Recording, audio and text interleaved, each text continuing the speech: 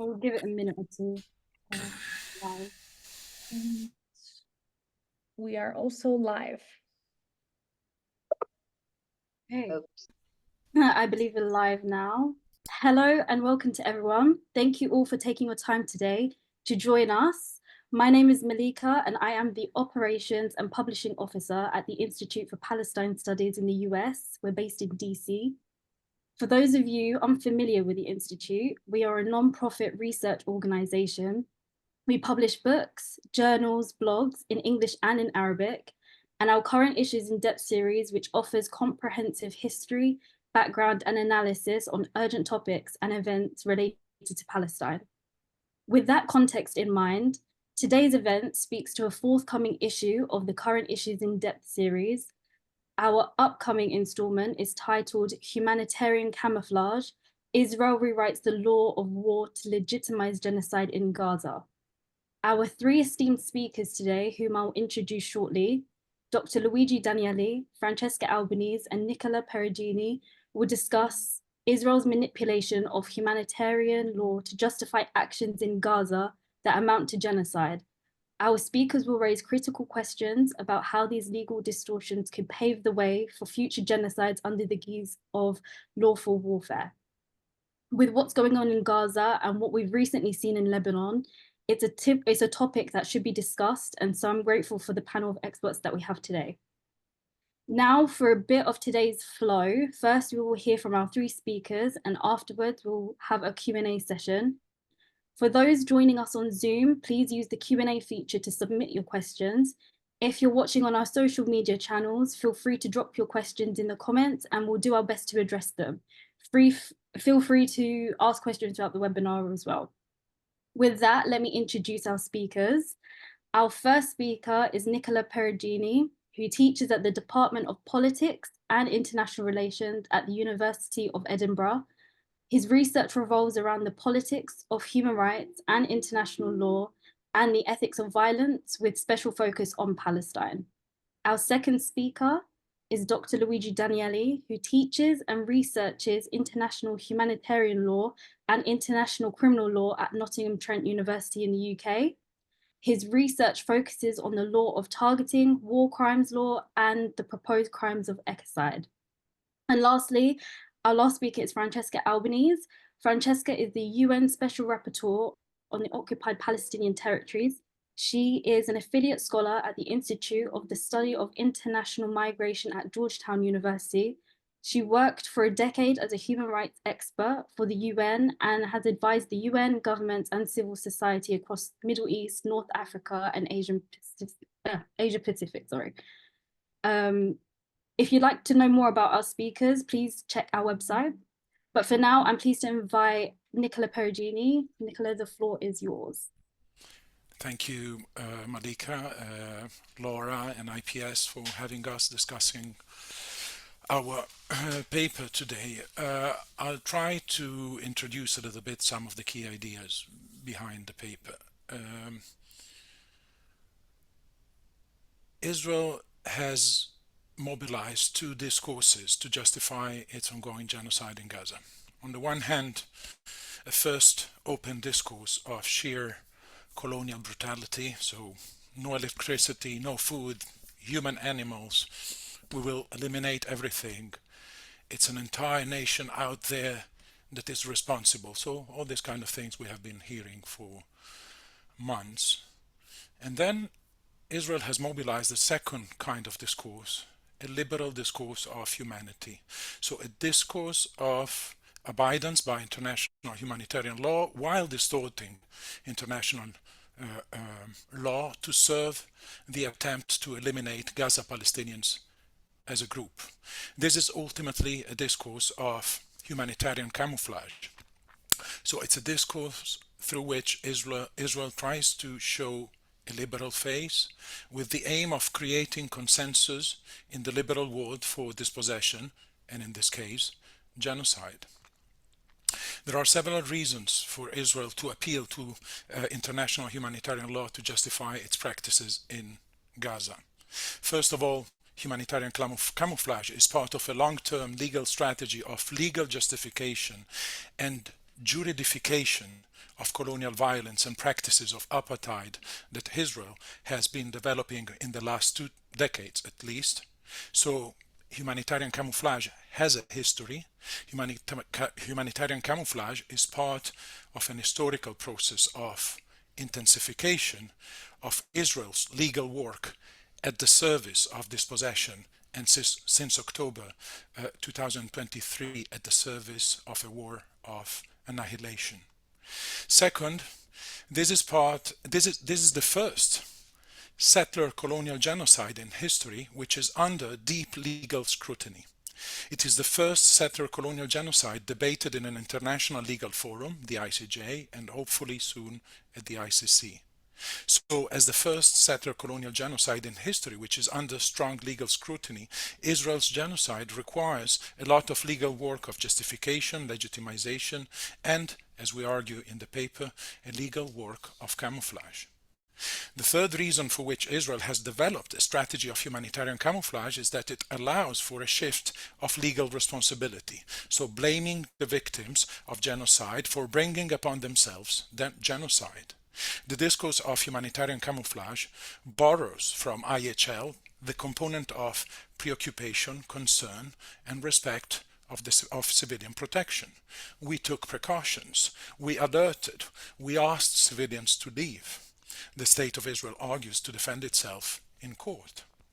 By blaming the victim, humanitarian camouflage tries to create what, ultimately? A moral and ethical asymmetry between colonizer and colonized. The key framing element of Israel's humanitarian camouflage is the logic of human shielding. Israel's legal defense at the International Court of Justice has put the idea of human shields front and center.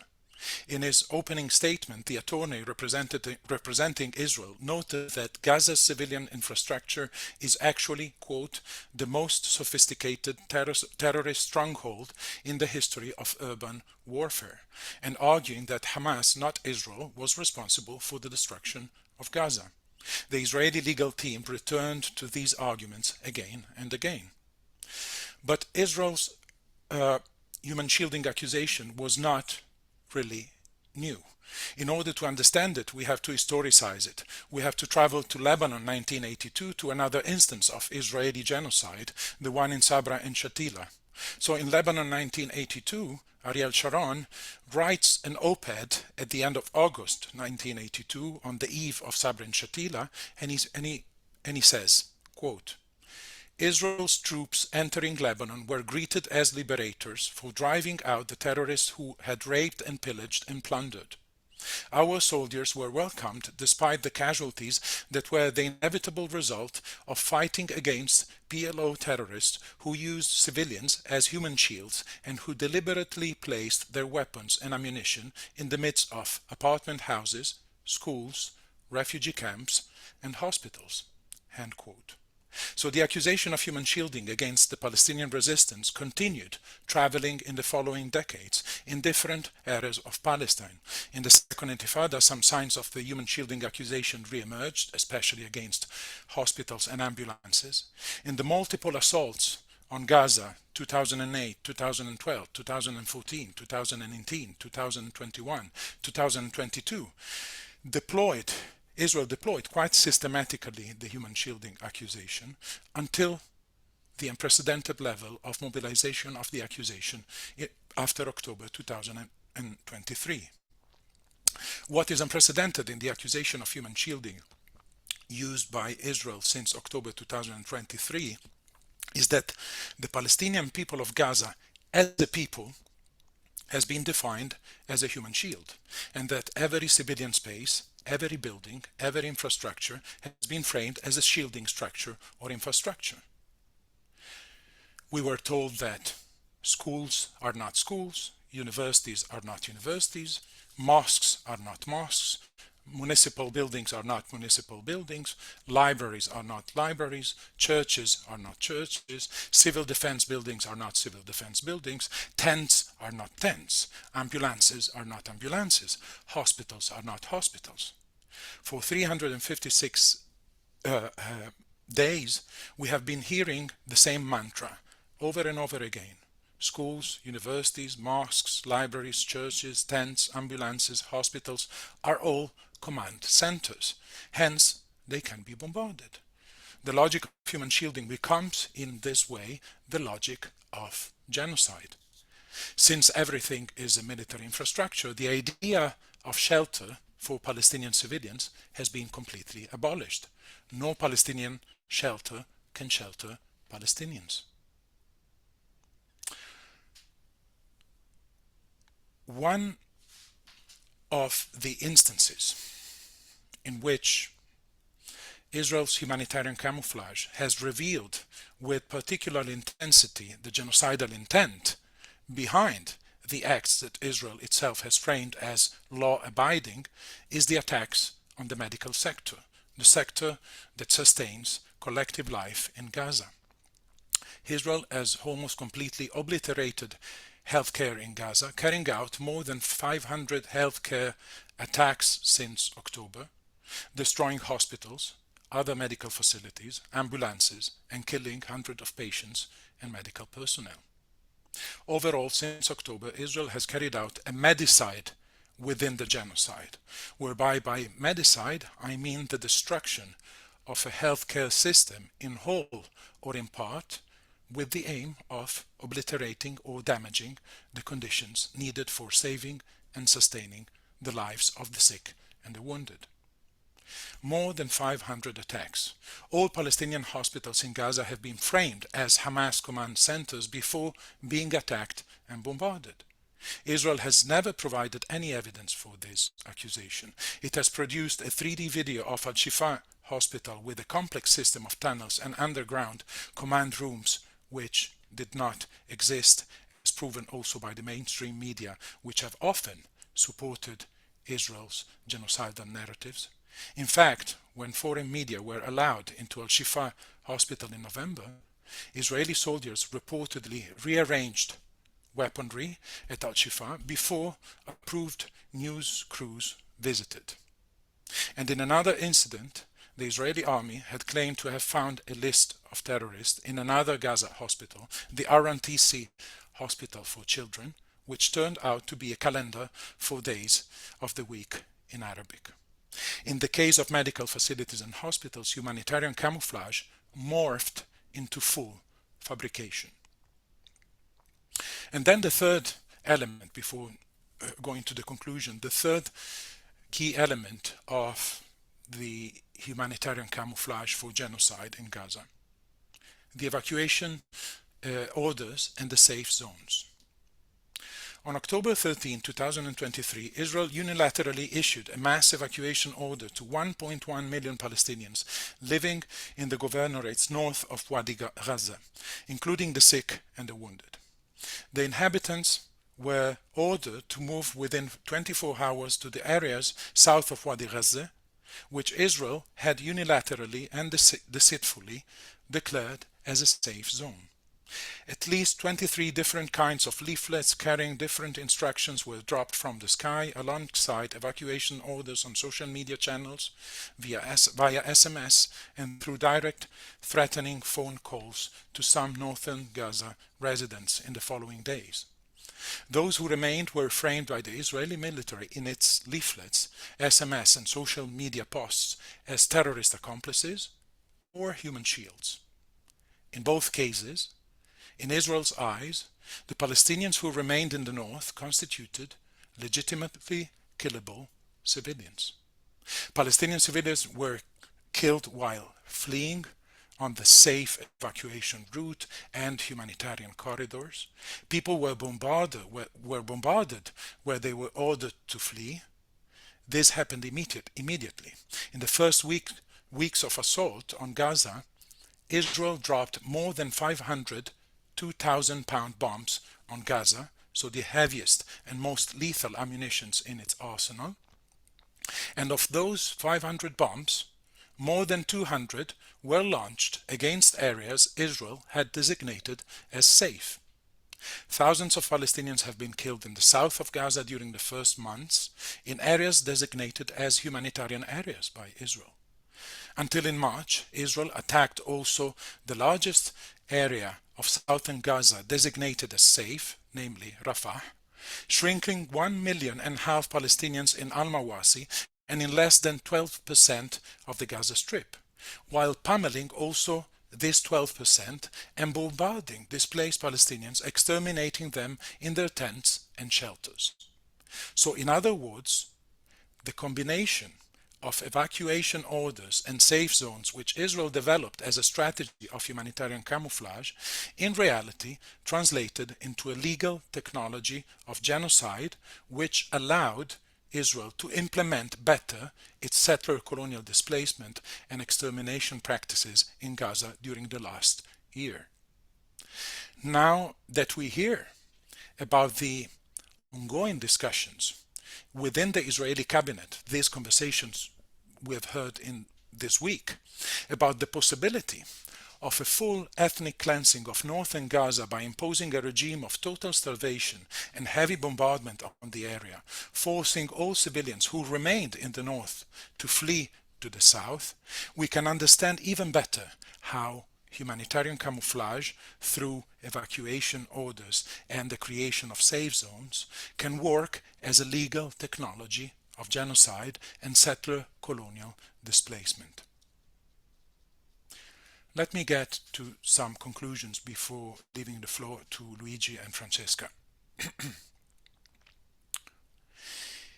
Even within the progressive political field of state and non-state actors, individuals, scholars who oppose the genocide, there has been a lot of repetition of some of these key tenets of Israel's humanitarian camouflage of its genocide. This is particularly true in relation to the key logic of genocide, the logic and rationalization of the genocide through human shielding. The maximum we hear is often, especially in the liberal West, that Israel has violated the laws of war and that, quote, even though Palestinians hide behind civilians, rules must be respected.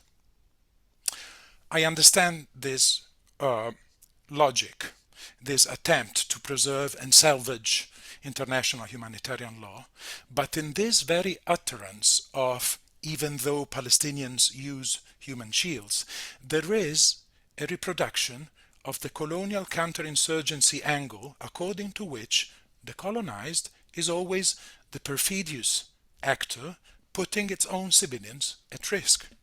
This is the logic of the French colonial army in Algeria.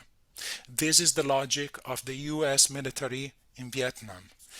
Reproducing it in Gaza faces the risk of providing the genocidaire with some crucial ammunitions. Colonial and imperial militaries have always liked to represent anti-colonial warfare as inhumane, immoral, forcing colonized civilians to act as shields at gunpoint. But we know from history, we know from authors like Iqbal Ahmad, that popular support is essential in anti-colonial national liberation wars. We know from Iqbal Ahmad, and here I quote him, that, quote, guerrilla warfare requires a highly committed but covert civilian support which cannot be obtained at gunpoint, end quote. And we also know from the historical experience of colonized peoples that colonial counterinsurgency is inherently genocidal. Colonial counterinsurgency couches the entire population as a threat. Ultimately, colonialism, in particular settler-colonialism, is a political regime of erasure of the colonized people, as such. To put it with Jean-Paul Sartre in an article of 1968 entitled On Genocide, and I quote, against partisans backed by the entire population, colonial armies are helpless. They have only one way of escaping from the harassment which demoralizes them and tends towards a dien bien phu. This is to eliminate the civilian population. as it is the unity of a whole people that is containing the conventional army, the only anti-guerrilla strategy which will be effective is the destruction of that people. In other words, the civilians, women, and children. Total genocide then reveals itself as foundation of anti-guerrilla strategy, and under certain circumstances it would even present itself as the ultimate objective, either immediately or gradually." End quote. A second conclusion I would like to draw from this presentation is that the way in which violence is justified, the justification of genocide through the liberal discourse of international humanitarian law, is not merely an Israeli exercise in the interpretation of the law. Humanitarian camouflage aims at justifying genocide because what ultimately humanitarian camouflage constitutes is an act of genocide denial. Genocide denial can take many shapes, and in the case we have analyzed in our paper, it takes the shape of a legal operation of concealment, disguise, hiding, masking, screening, shielding of genocidal patterns as law-abiding practices. The law becomes the language of genocide. The two are made coincide. A third and final conclusion. This logic of genocide, which Israel articulates through humanitarian camouflage, not only reveals some of the limits and biases informing the structure of the international legal order, but also threatens the very architecture of this order, which following World War II was developed as part of an effort to bolster the vision and resolution of never again. If the post-World War II Geneva Conventions can be invoked, as Israel does, to legalize acts which can destroy a people in whole or in part, then the international rule-based order that was created to regulate war according to humanitarian principles becomes the tool for undoing that very order. Israel invokes and mobilizes the Geneva Conventions to undermine the Genocide Conventions and the institutions that support them. So I think I'll stop here and leave the floor to Luigi and then Francesca. Thank you.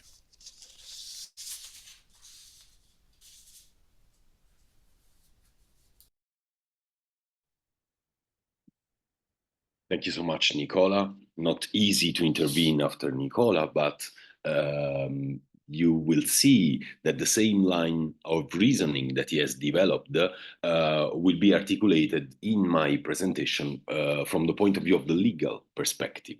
So, in my opinion, this operation of IHL, of international humanitarian law camouflage, is a pseudo-legal operation.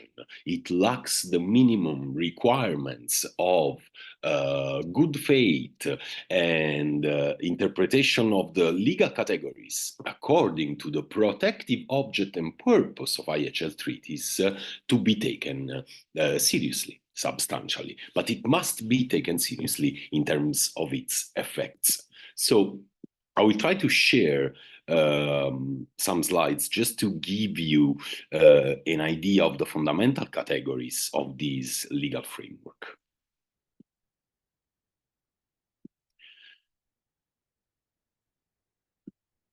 So what we are contending substantially in this paper is that we are descending toward a distortion of the law of armed conflict that turns it into a pseudo-legal framework to legalize, to authorize, to legitimize genocidal means and methods of warfare.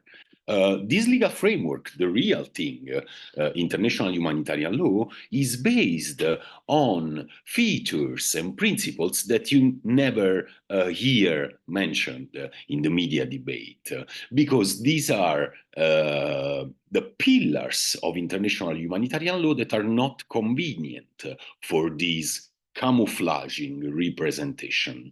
The first is the principle of equality of belligerence under international humanitarian law, meaning that the fundamental norms regulating the conduct of hostilities apply equally to the parties to the conflict, irrespectively, for example, of their status under the UN Charter, irrespective of deciding who is the aggressor, who is the defender. They apply equally.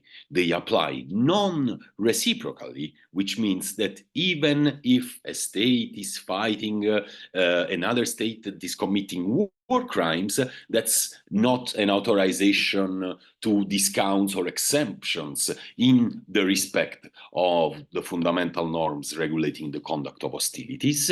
And the rules of targeting are customary rules, so they apply equally in international as well as non-international armed conflict.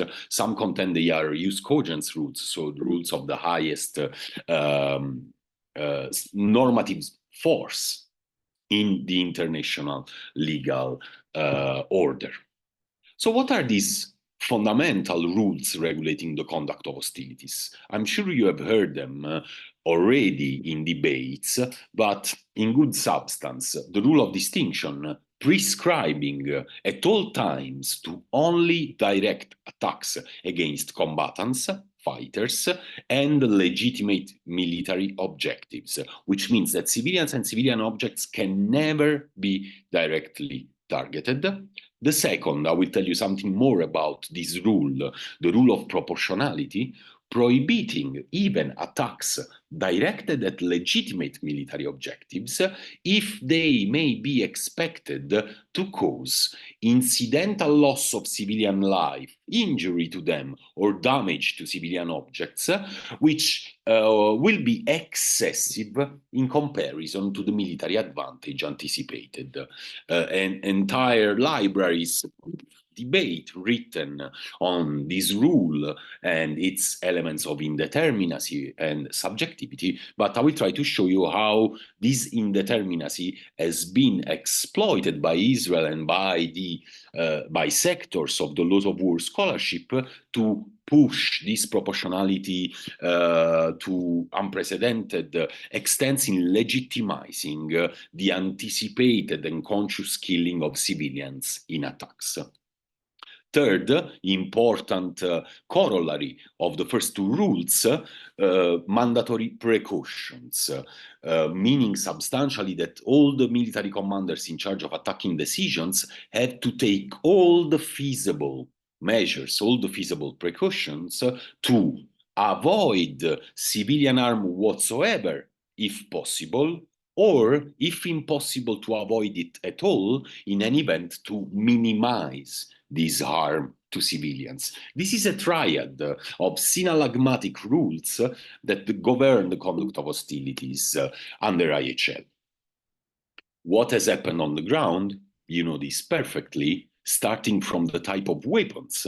This is an inquiry of the Financial Times, looking at the type of ordnance bombs used and substantially explaining us that these Mk-82 bombs, if they are dropped on the goal line of a football field, they have a lethal radius extending to the opposite goal line of the football field. Okay. And this is why already by December, the devastation of Gaza was already exceeding that of a number of German cities nearly completely razed to the ground after the Second World War. The role of the United States.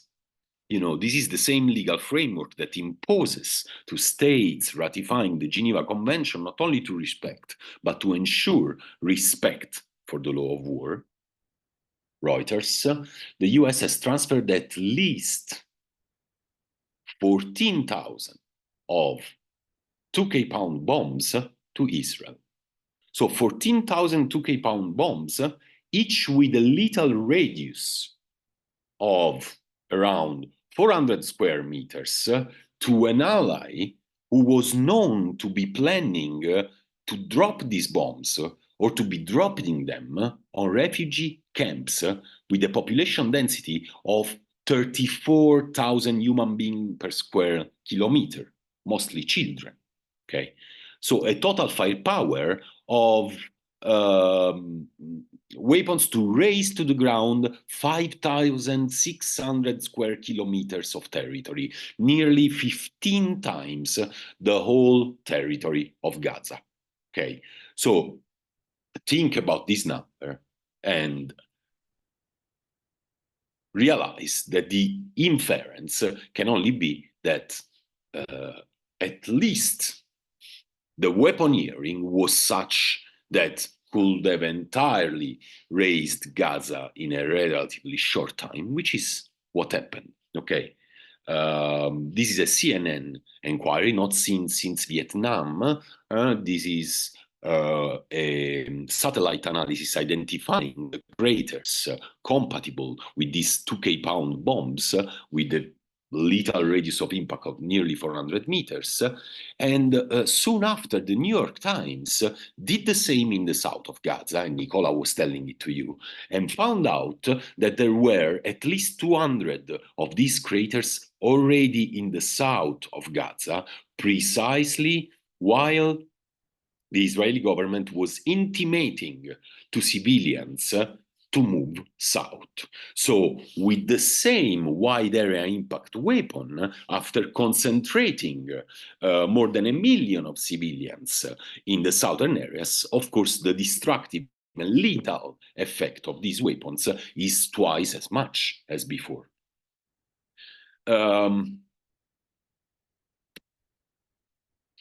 How did this happen? How could a state considered by Western politics a law-abiding state, an exemplary democracy, could develop a military policy of indiscriminate and disproportionate attacks committed as if they were routine, normal conduct of hostilities?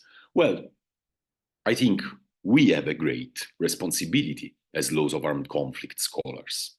Some more than others, of course. I can say this mentioning the authors because these passages have been already object of things I have written, but this is an example, okay, of the orders of the discourse in Western laws of war scholarship systematically able to intervene on blogs, on journals, when Palestinian civilians were killed en masse, and praise the legality of the targeting practices of the IDF.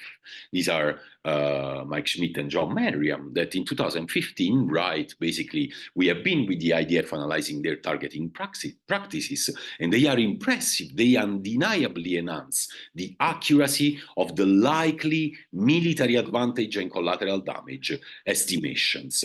The analysis was in such praise of the targeting practices of the IDF that the authors concluded the IDF imposes policy restrictions that go above and beyond the law of armed conflict requirements. Okay, so the accuracy of the collateral damage estimations in the end revealed far from deserving any praise. At the end of this military offensive in Gaza, the number of civilians killed was of at least 1,473, 500 of whom were children, and if you count also the unidentified, under the law of war, there is a clear presumption. In case of doubts, attackers need to presume that the subject of the status of whom they are uncertain are civilians. Okay, so if you do the maths, it comes out that 86% of the victims of the 2004 devastating military campaign in Gaza were either civilians or to be presumed civilians. The hegemony of these views tending toward a praise to the IDF targeting practices, or at least to an extreme caution in which it was never possible to draw any conclusion because as scholars we didn't have enough facts, enough evidence, and this has been going on until a few months ago. A well-known professor told me, well, you are ultimately not on the ground, so you cannot say that the attacks were disproportionate. it's interesting because, you know, the author telling this to me wrote very important pages on disproportionate attacks in Ukraine, and he has never been on the ground in Ukraine. So it's strange how even there appears to be different epistemologies on the basis of the geopolitical identity of the attackers. The practices of whom we analyze. But I give you here another example. Okay, this is a study group of the International Law Association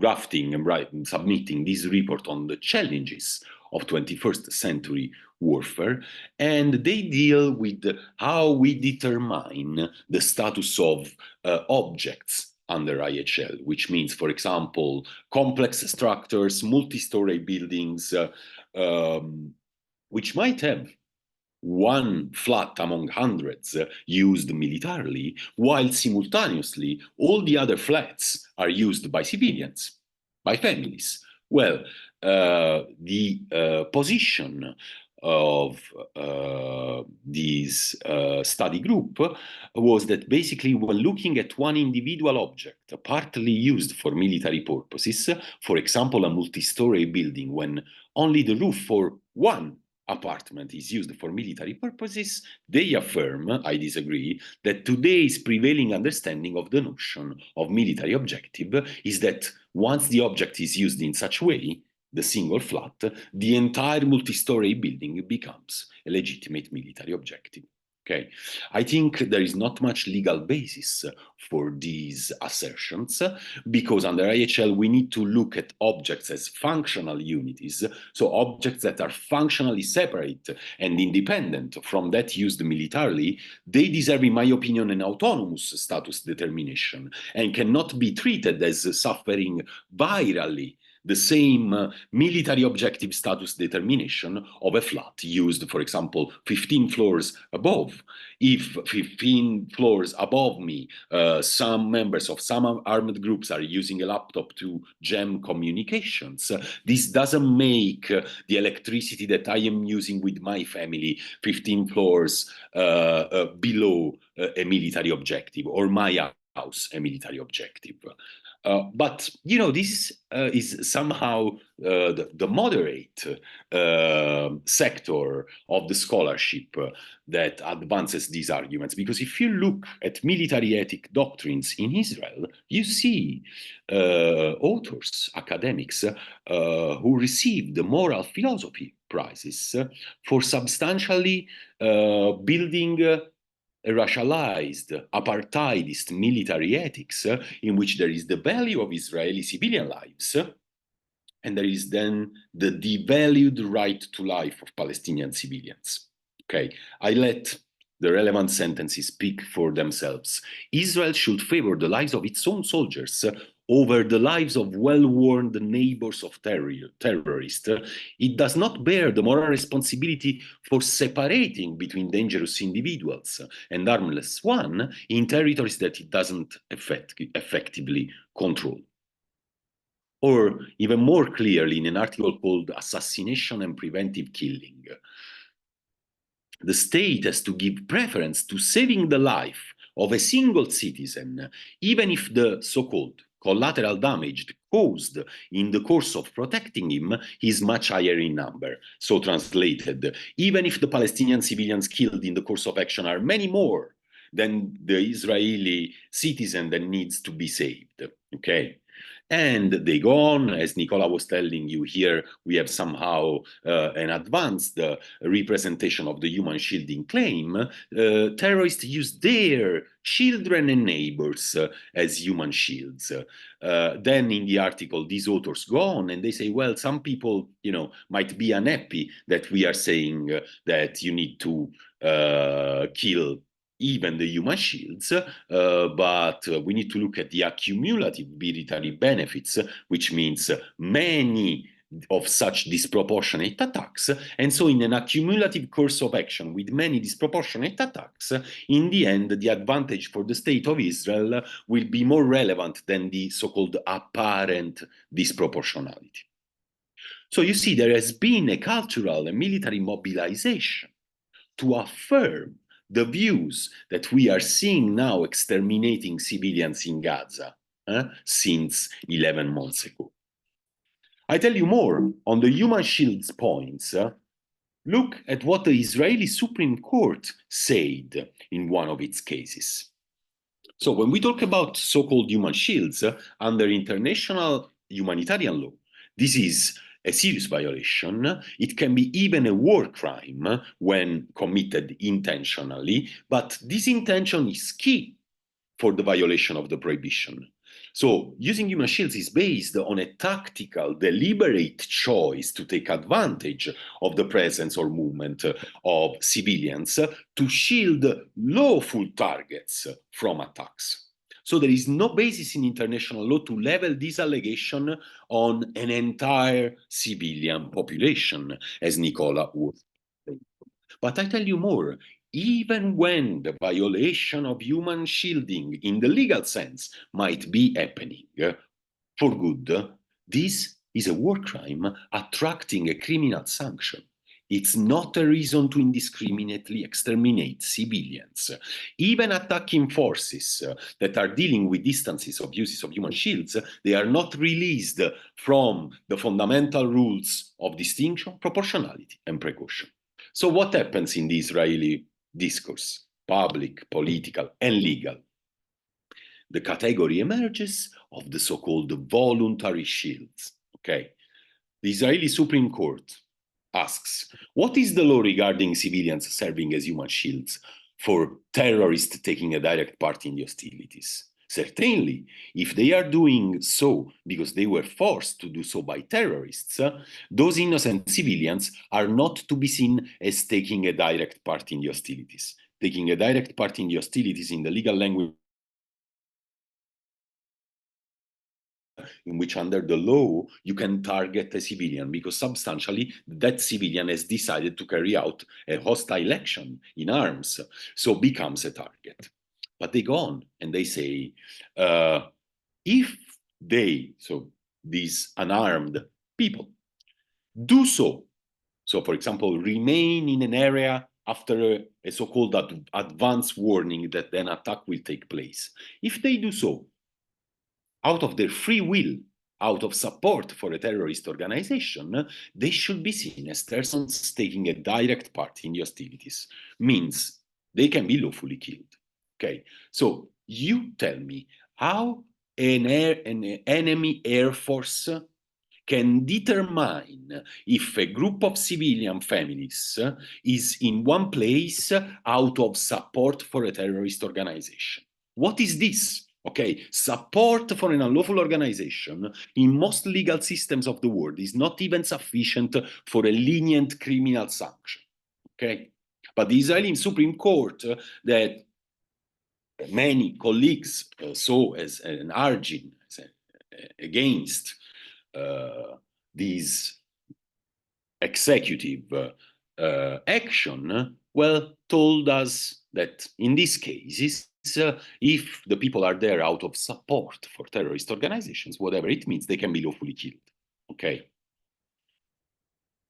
And then this is the last thing I want to tell you, because there will be many components of these concerning discourses that have been put forward in all relevant fora, but we arrive at the issue of proportionality. So whenever the human shield claim is not enough because the civilians killed, exterminated are too many, then the camouflaging of the Israeli executive public discourse turns to proportionality. Okay, to the idea of collateral damage, at the point, in so implausible ways that a former IDF general prosecutor in the West Bank wrote publicly, considering the military advantage gained by eliminating senior terrorists, this was in 2021, it is irrelevant to ask how many children were incidentally killed. So here we have a trained military prosecutor that says that it doesn't matter how many Palestinian children will be killed in attacks. If you are targeting a terrorist, it is inherently fine And the crazy thing is that this is not a suggestion of military ethics, so proposing alternative moral paradigms against those descending from the law. No, this was a proposal to say, this is what the law affirms. Okay, so we are far beyond the domain of the preposterousness. Okay, I want to go to the conclusion, but why this pseudo-legal discourse on proportionality, and many scholars have noted this, has exceeded all the boundaries of reasonability in these current hostilities, with all their genocidal implications. So, this is an official document of the Israeli executive that says that what needs to be weighed in proportionality assessment is not the military advantage anticipated from a single attack, but the advantage anticipated from an operation as a whole, alluding to the overall purposes of the war. Okay, a war deemed by the Israeli executive existential, until the total elimination of every possible affiliate of Hamas, even merely political or administrative affiliates who never had the gun in their hands, who never had any combat functions. Okay, so what happens? This is how proportionality should work in international humanitarian law. A reasonable commander, a reasonably well-informed commander, this is the legal standard, should weigh against each other two sides of an ideal scales. Okay, on the one hand, the concrete and direct military advantage anticipated from the individual attack. On the other hand, the so-called collateral damage, so the incidental loss of civilian life, injury to civilians, damage to civilian objects, or their combination. And if it can be expected that this incidental civilian harm is more significant than the concrete and direct military advantage anticipated, the attack will be unlawful, has to be cancelled. Okay, the law is very clear about that. There is a war crime in the Rome Statute of the International Criminal Court, charged for the first time in relation to the situation in Ukraine, that punishes the intentional launching of clearly disproportionate attacks.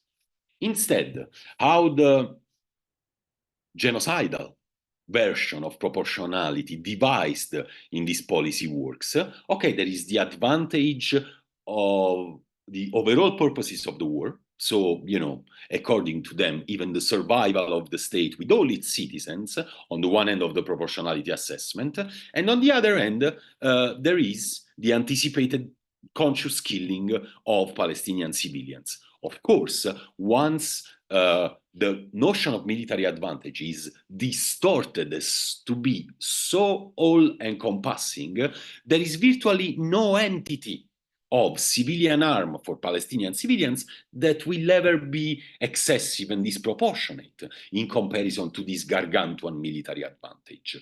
So, in a nutshell, and I conclude, this is what this military policy has produced, okay? Not in single strikes, regularly. 126 killed, 70 of whom children, 164 killed, 77 of whom children. These are single strikes, okay, in the first 3 weeks of the military offensive. So I ask you this question.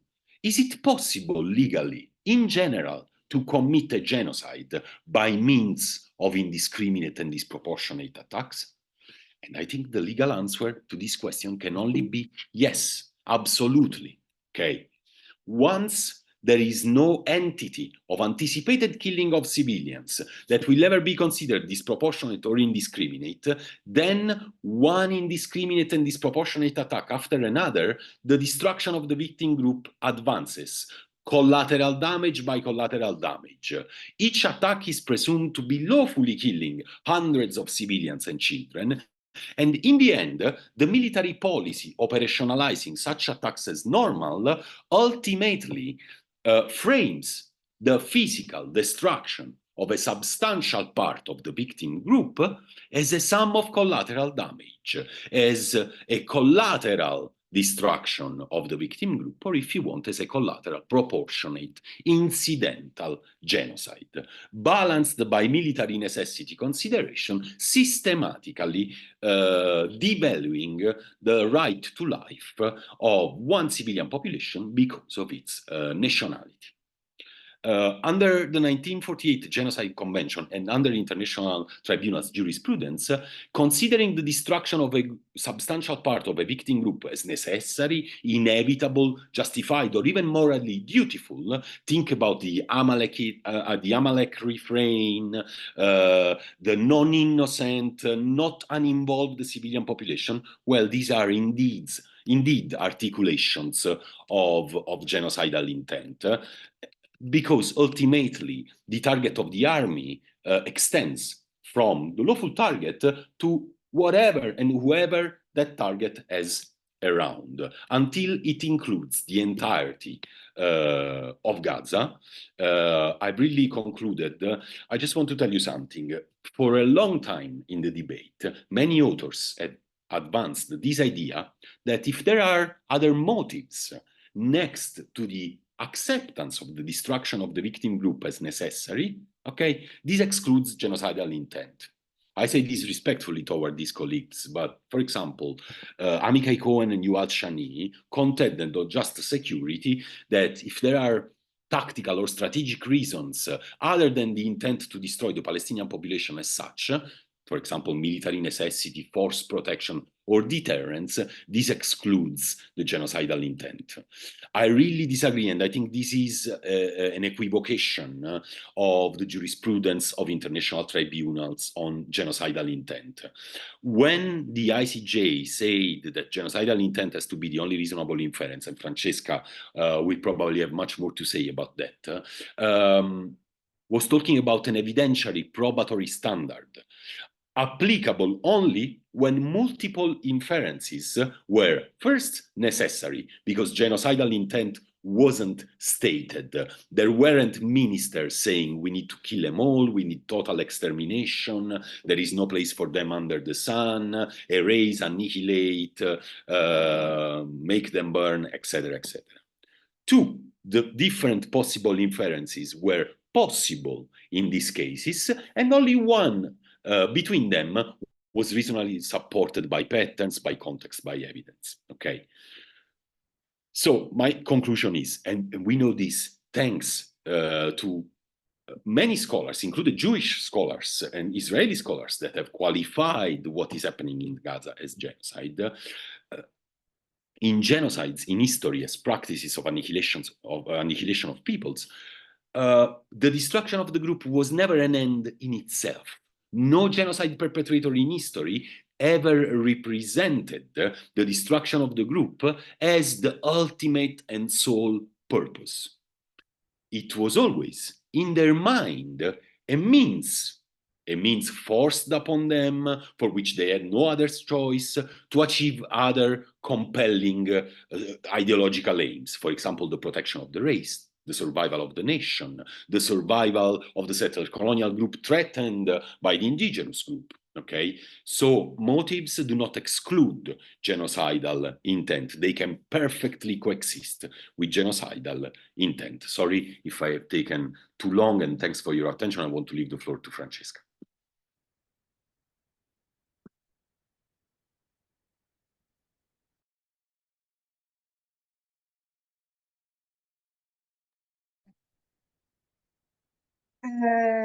Thank you. It was very, very interesting to hear Nicola and Luigi, and I'm very, very happy. I'm grateful to the Institute for Palestine Studies for giving me the opportunity to finally reunite with two scholars who so much have contributed and helped my own thinking,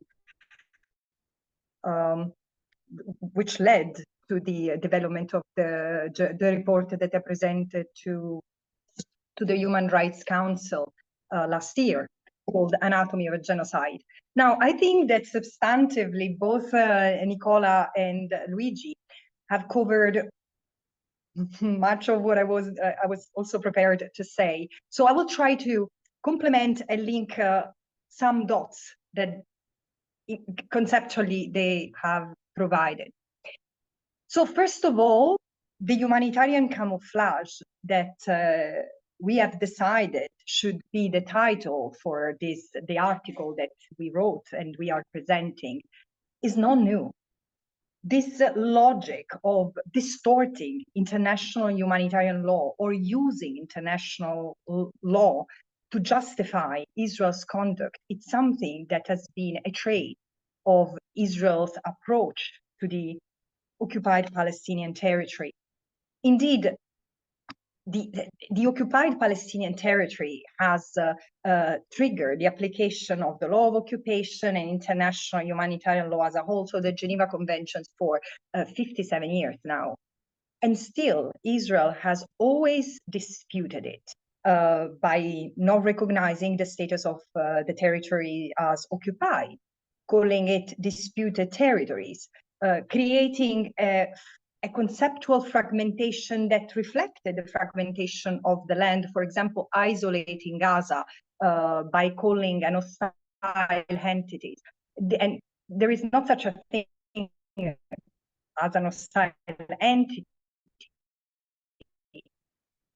regulated under international humanitarian law. And still debate and how also certain legal scholarship has developed that is interesting to see how also lawyers have eventually missed the forest for the trees, because we could almost see the trajectory of oppression and elimination, erasure of the Palestinian that has led to this to the genocide that is unfolding in Gaza. And again, by focusing on individual war crimes or individual crimes against humanity, it seems that for many, many years, we have missed the complexity, not only of the violations that were committed against the Palestinians, not only it has led to mischaracterize what was the conduct of the Palestinians themselves, because of course it was impossible for many to claim that the Palestinians had the right to resist the occupation, for example. The logic of a war between Israel and Hamas has dominated the debate. But in fact, what I've seen over the first 5 months of assault on Gaza, and with more clarity now, as I'm preparing my next report to the United Nations, I see that here there is a whole assault against the Palestinians. It's not a case that the genocidal violence that has been unleashed against Gaza, against the Palestinian in Gaza, all of them are human shields, everything can be destroyed, everyone can be killed, is leaking out, is reverberating, is being replicated in the West Bank.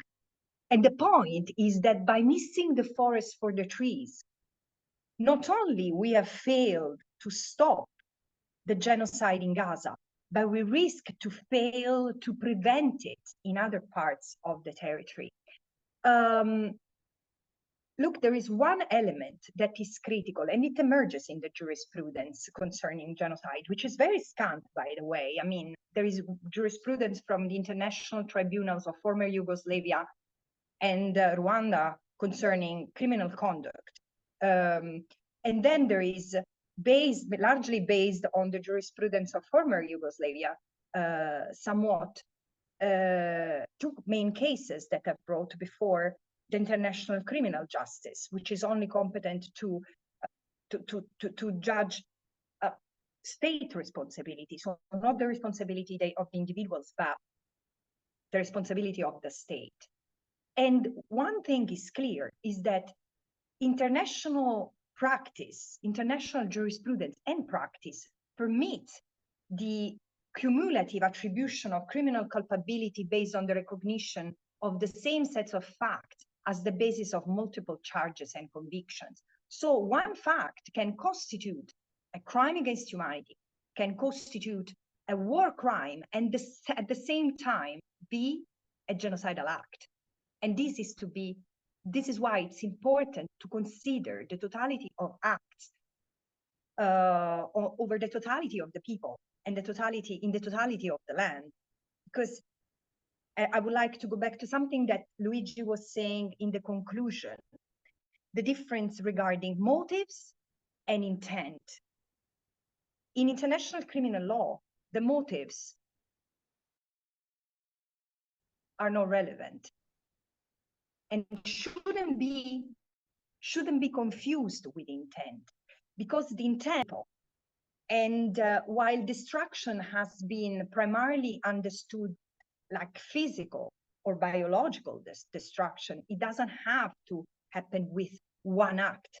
Again, genocide, as I wrote in my Anatomy of Genocide report, is a process, and it's an act that has a collective dimension.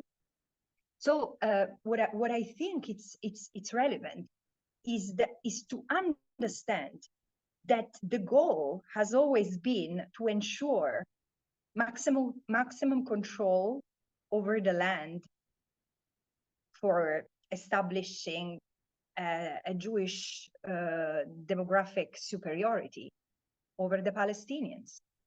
This is the land where the Palestinians have always been.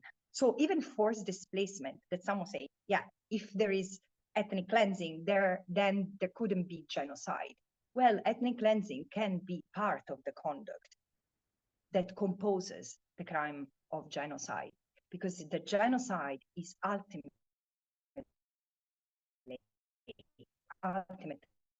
the destruction of a people as such, and can be and is being caused through the Luigi mentioned the number of children that have been targeted, and it's absolutely shocking that on top of the killing of 17,000 children in the Gaza Strip, since October, Israel has carried out so many raids and attacks against the West Bank that have also killed 169 children in the last 11 months.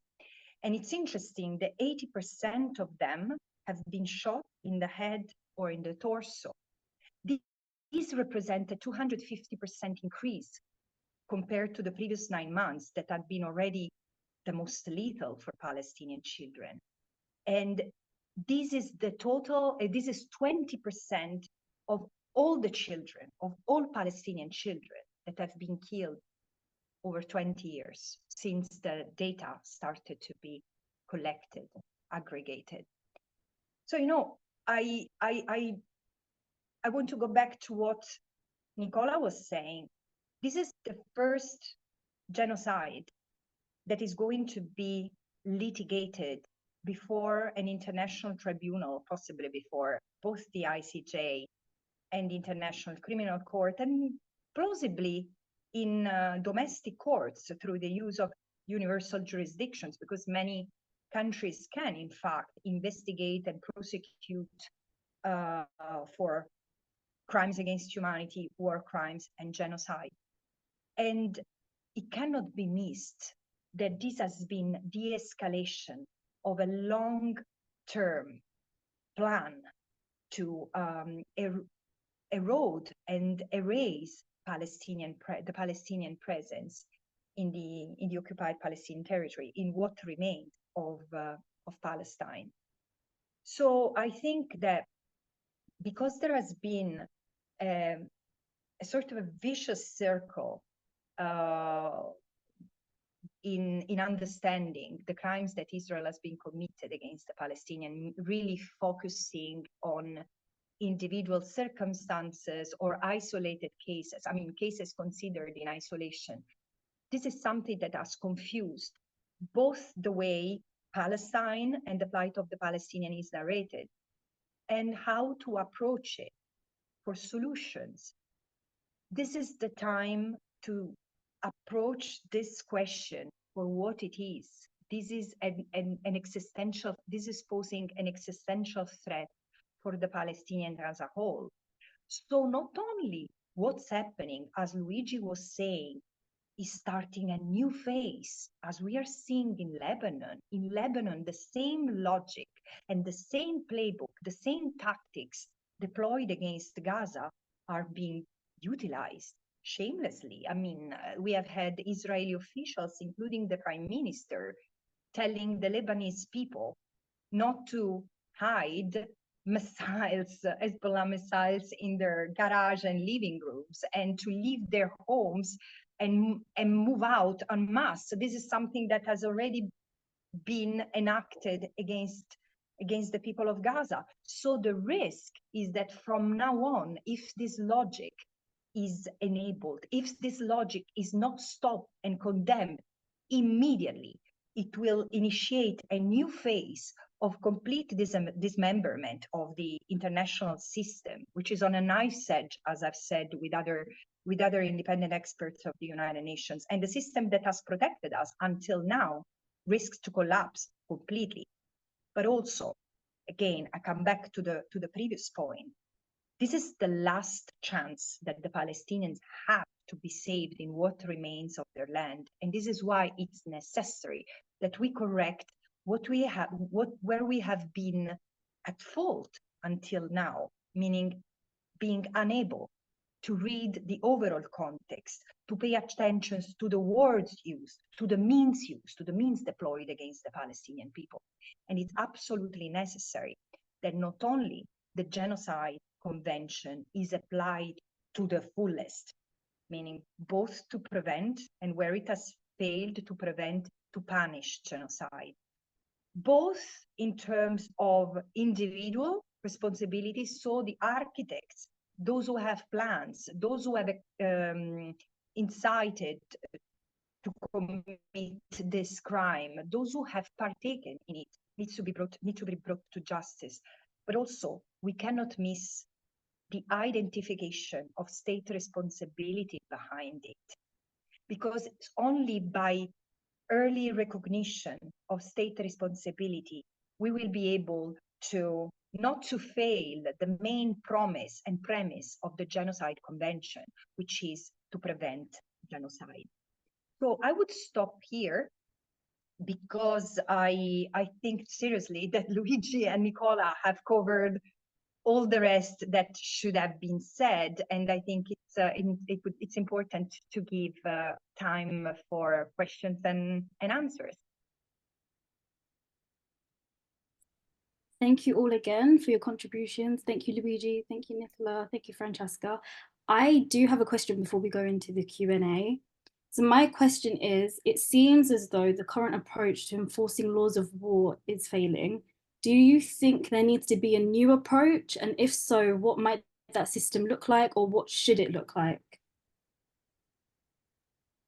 I'll just tell you, I'll take this. I don't know if Francesca or Nicola want to say something before.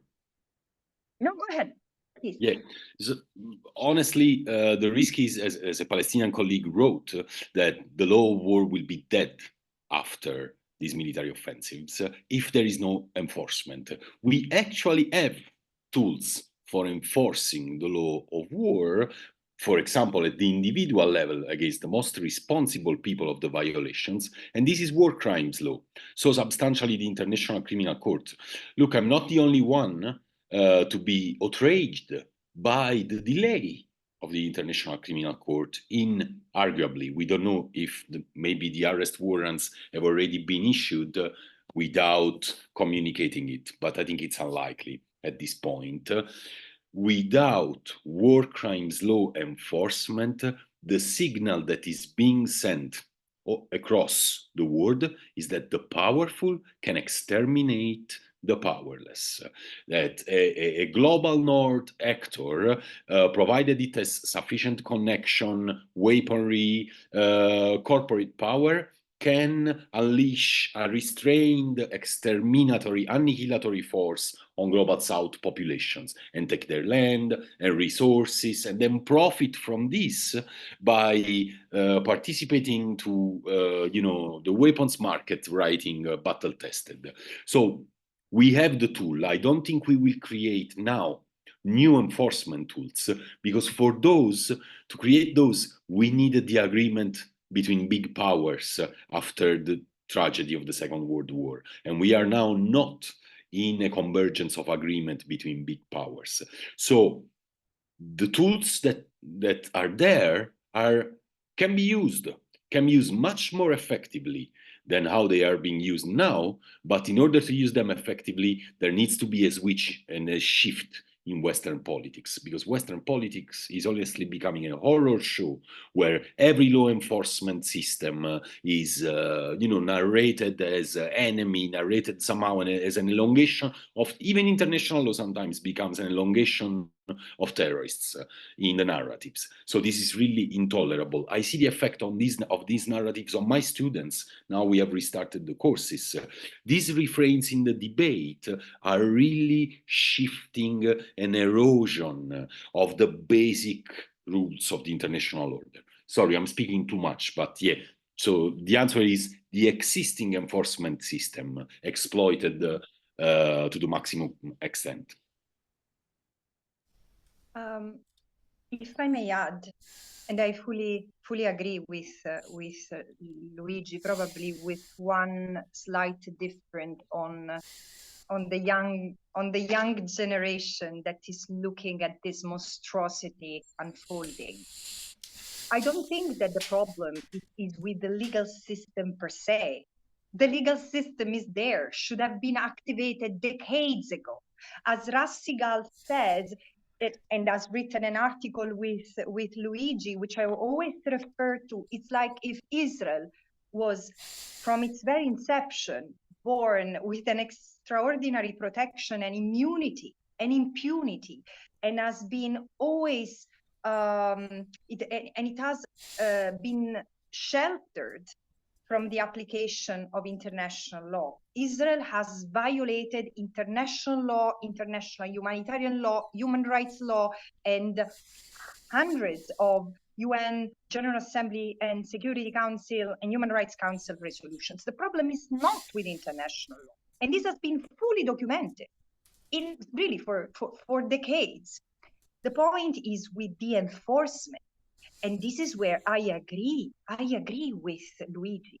The crisis that has been created, especially by this enormous display of violence, deployment of violence against the Palestinians, it's been justified by invoking legal categories, is risking to make the whole apparatus of norms and mechanisms that was set up in the aftermath of the Second World War crumble. Look, international law, as my predecessor, Professor Michael Link, often said, is not a menu à la carte. It's a conquest of the modern era of the post-1945 war, and has been designed as an integral system of norms and mechanisms that everyone, all member states, including private actors within states, businesses or other non-state actors, are required to obey, the large and the small, the powerful and the meek. This is so important.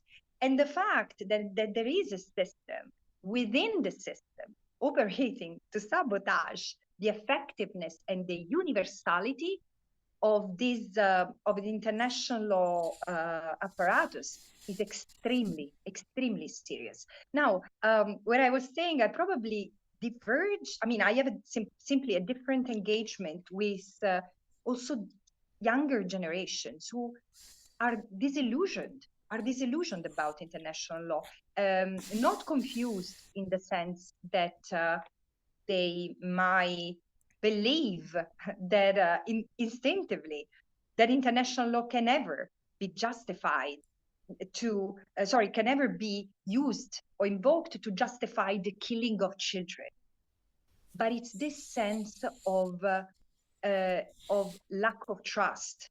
What are we going to tell our young generations if the most basic tenets, not just of international law, but of humanity, are applied like if human beings were not the same?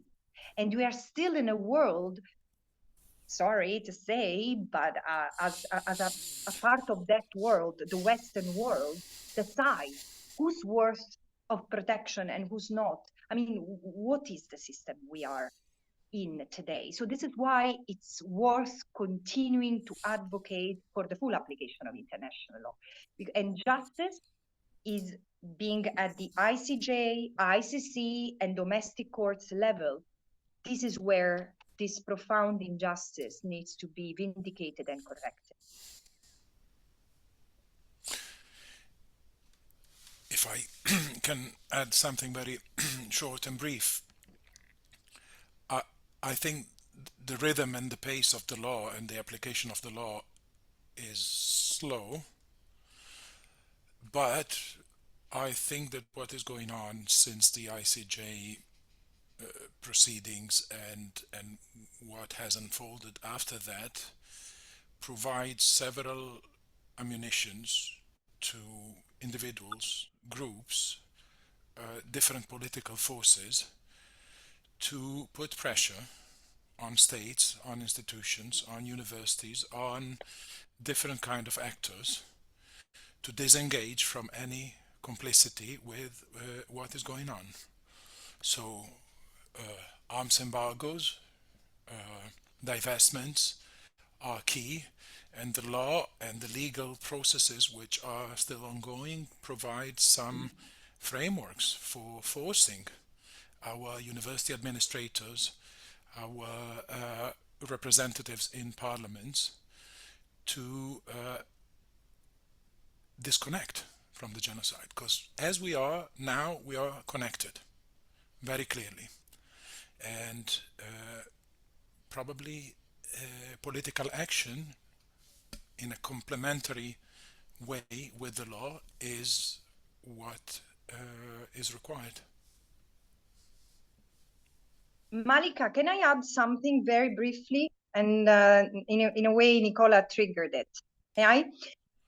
There has been something that I keep on referring to as a seismic shift in international justice this year. On top of South Africa bringing Israel before the ICJ and Nicaragua bringing Germany before the ICJ. Both cases are ongoing and under consideration.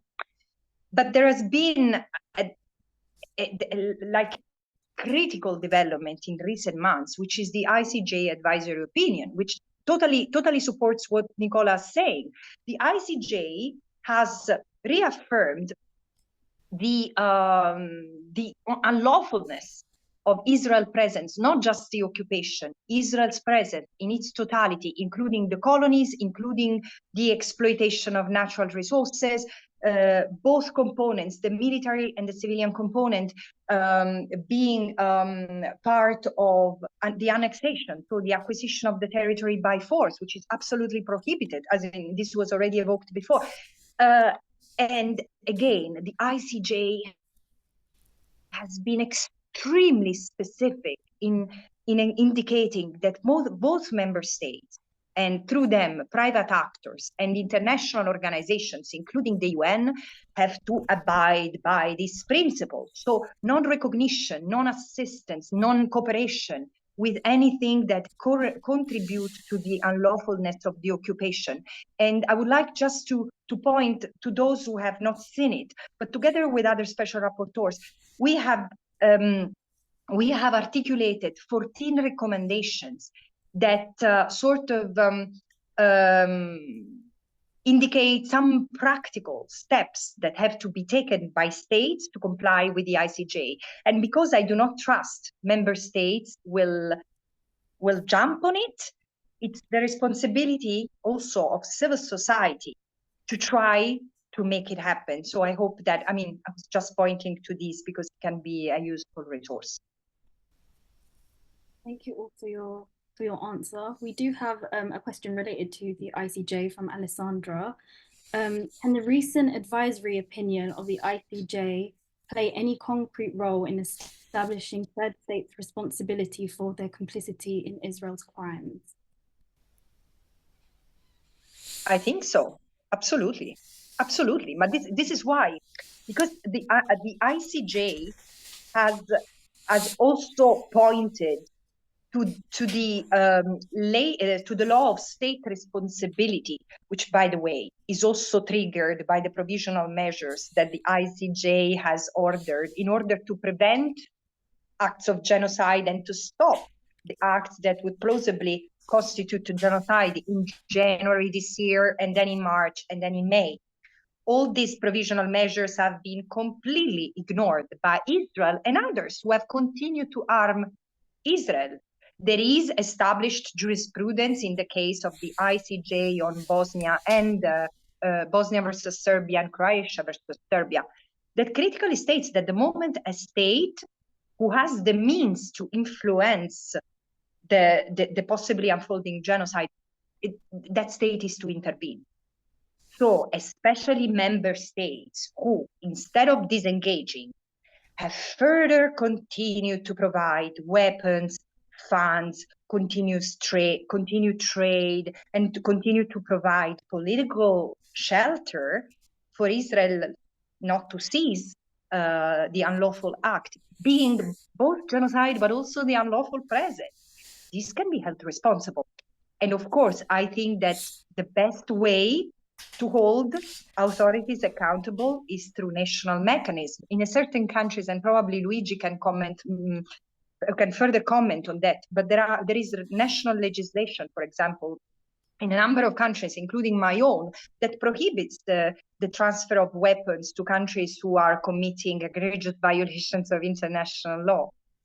So it is also the time for lawyers, wherever they are, to get really wired on the system and see how they can contribute to the advancement of justice.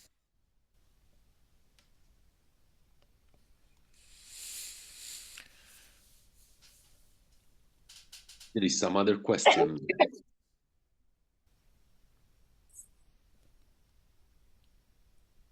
We have a question from Renee Levant. So in truth, wouldn't real effectiveness in addressing Israeli war crimes and occupation require direct interventions that prevent Israel and the US from controlling who enters or exists Palestinian territory? Wouldn't sending a protective force or enacting similar measures be necessary to ensure the safety and self-determination of Palestinians? And furthermore, are there not enough nations willing to take the required actions despite US and Israeli threats to push through meaningful interventions via a uniting for peace resolution that has real enforcement mechanisms such as sanctions or even military presence to protect Palestinian civilians?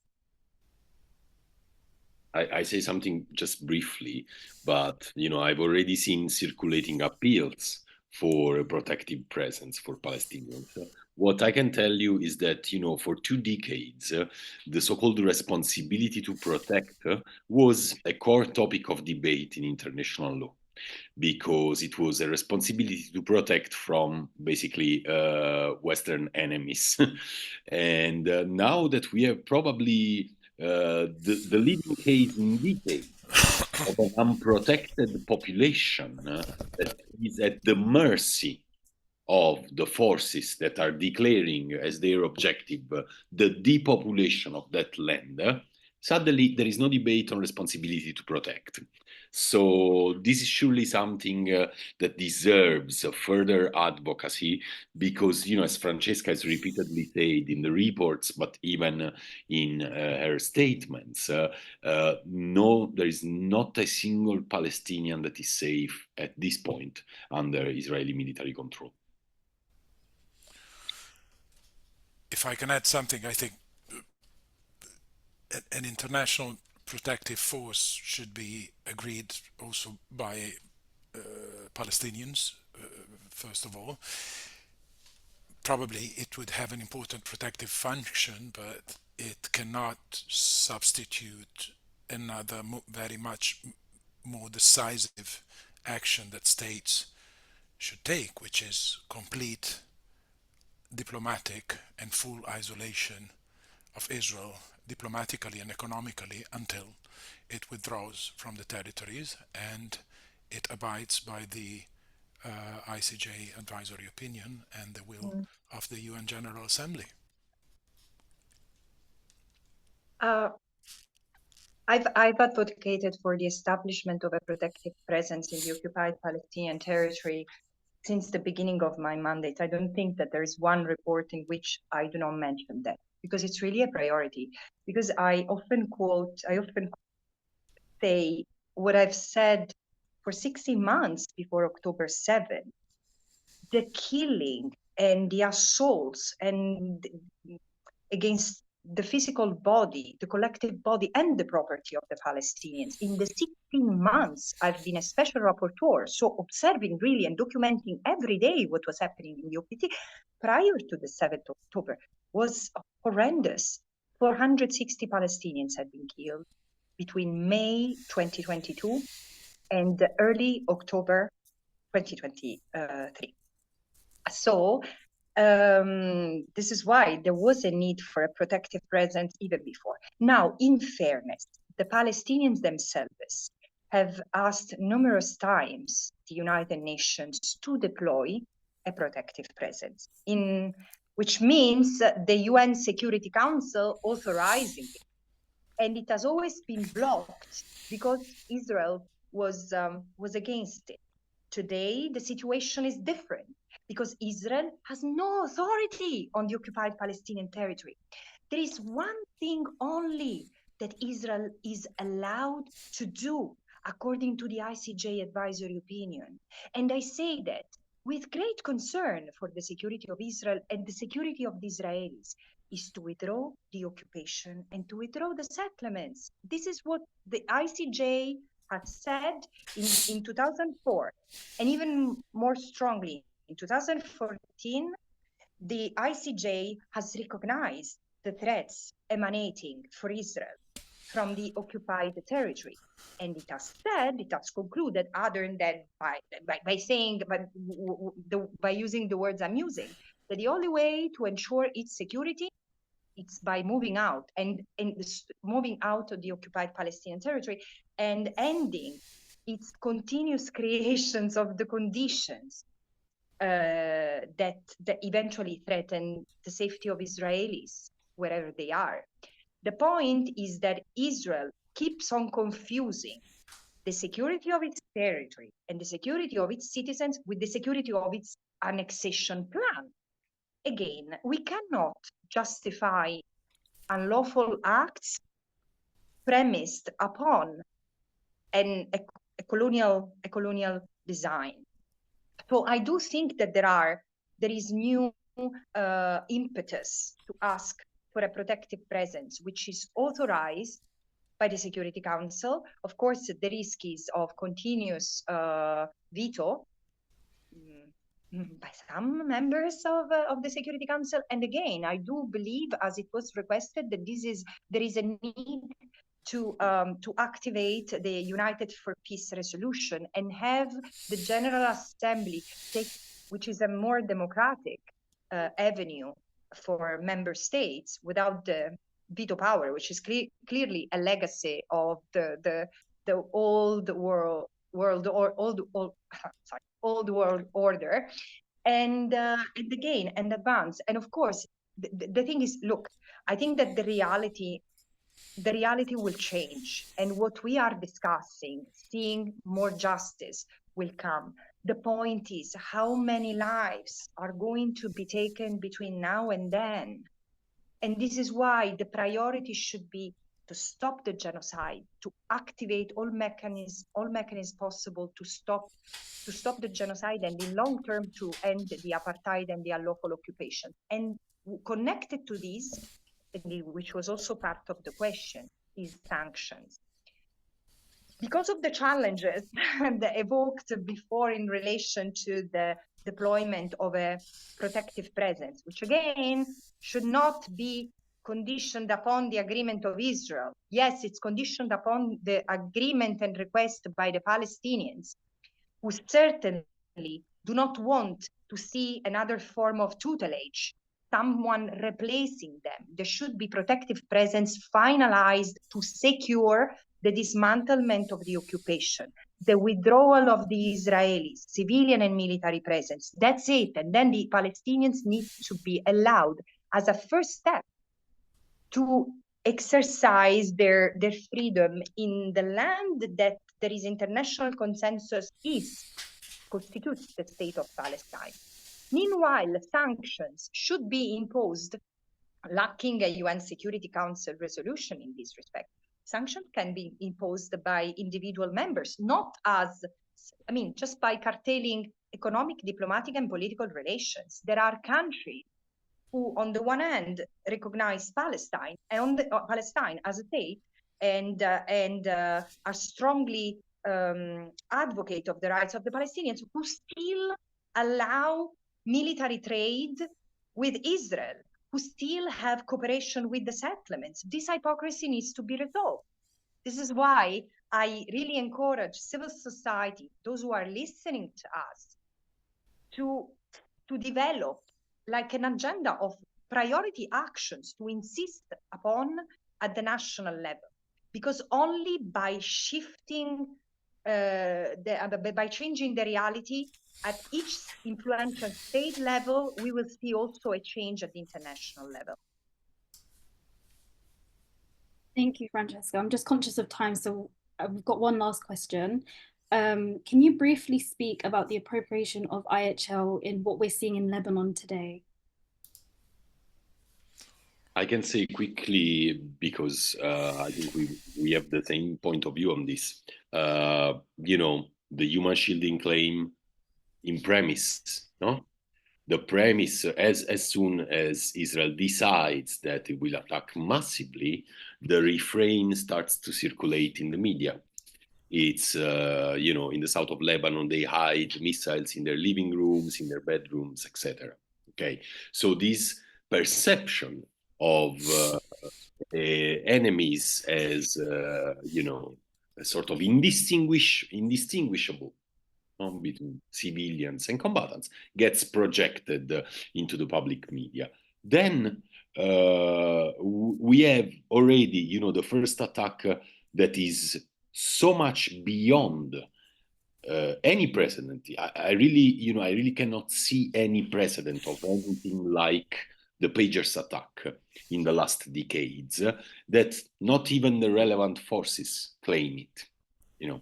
As far as I know, there has been a sort of political claim, but the attack hasn't been clearly claimed by the Israeli military and intelligence apparatus, because it's the triumph of an ideology that clearly postulates of fighting so-called terrorism with terrorism. Because, blowing people in street markets, there are discussions on, the IHL implications of these attacks, but they all end up on the illegality of the attack. So what we can see is that, for example, and then I leave to Nicola maybe, there have been already media outlets starting to talk about Hezbollah-run Lebanese Ministry of Health. So, everything that gets into the target, into the boundaries of the target of the Israeli army, is militarized in the narratives. It seems to me a psychosis. I thought it was a conscious operation. I'm starting to think it's a form of collective psychosis coming from a sort of arrogance that projects the vision of the perpetrators of the unlawful attack into the law, into the international community, that shapes the reality, rewrites the reality upside down. Yeah, I mean, Luigi has already examined a lot of the traveling of the humanitarian camouflage from Palestine to Lebanon. I think Lebanon was crucial in the Israeli imagination after 2006 in the process of production of humanitarian camouflage, especially this idea that every civilian infrastructure or structure is a military infrastructure. 2006 was a big blow to Israel, a military defeat. And that defeat fed a lot of production of legal interpretations of the Lebanese military terrain as a terrain in which the law is nuanced and you can't really distinguish between civilians and combatants. Therefore, the Dahia doctrine, right? The only response can be only flattening everything, destroying everything. So we have to keep in mind that Hezbollah and the situation in Lebanon have played a crucial role in the process of production of the humanitarian camouflage that then traveled to Gaza.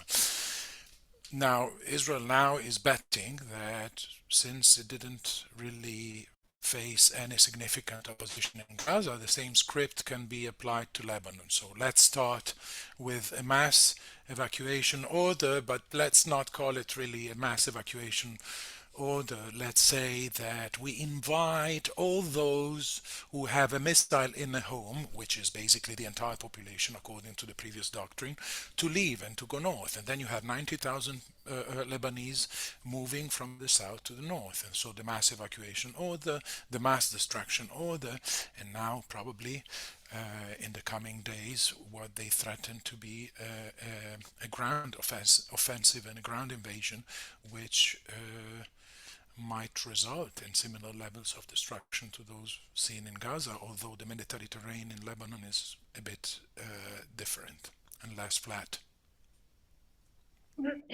Monica, just one thing that has not been mentioned. I was particularly shocked by the reaction of I would say not just the media in the West, but also some politicians, because and it's not that I read in between the lines, I noticed almost an amazement at how Israel had operated, sort of praising the astuteness and the creativity of, conducting what is a terror operation, which has killed hundreds of civilians, blinded hundreds of civilians, injured thousands. And instead of condemning it as an hallucinating form of terror, so imagine if it had been done elsewhere, let alone in the West, we would already see an active bombardment of the country from which this threat had emanated. So again, this also we need to capture and reflect on the underlying races that permeates our system, and the profound dehumanization that we bring toward the other. Now, the Palestinians represent an extreme case, because again, the fact that people can live with 17,000 children killed is blows my mind. But again, the same logic is applied to the Lebanese. So there is a total dehumanization of the others and a total assimilation, not just to Hezbollah and Hamas, but an assimilation to these people, of these people, to terrorism. Thank you all again. Did anyone want to say anything? Well, thank you for having us. Thank you for having us. There was a question saying, do you have hope? And I think, hope effectively, is in the action, whether it's legal action, civil society action. Only by doing, I think we can manage. We cannot afford to lose hope, because, Palestinians aren't, and so we cannot either. But also, guys, I talk especially to those in the West. Guys, we do not have the luxury of losing hope. It's not about hope, it's about action. Because here there is an entire people who is to be exterminated for the realization of a colonial project. And while I believe that the majority of the Israelis are either hurt, traumatized, or indoctrinated to see an alternative to a state of permanent war, and again, there are exceptions, because I do see also from the youth, and these Israelis who stand against apartheid, who stands against genocide, and who stands against Israel's colonial project.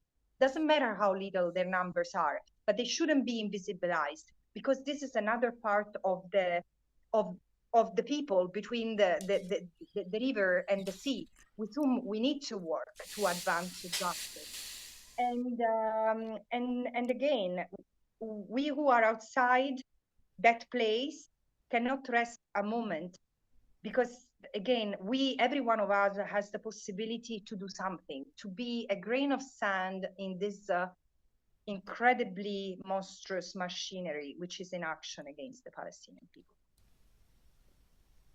Thank you. And before we wrap up, I'd like to extend our heartfelt thank you to everyone who attended and participated by submitting questions. This series will be published in the next couple of days, so please keep an eye on our social media platforms and websites for updates. IPS remain committed to documenting Israel's ongoing assault on Palestinians and Palestine, and we hope you consider supporting our efforts through contributions and through reading our content. Stay tuned for future projects and events, and don't forget to follow us on Twitter at Palestine Studies. Thank you all again, and thank you to our panelists. Thank you for your time, and take care, everyone. Thank you.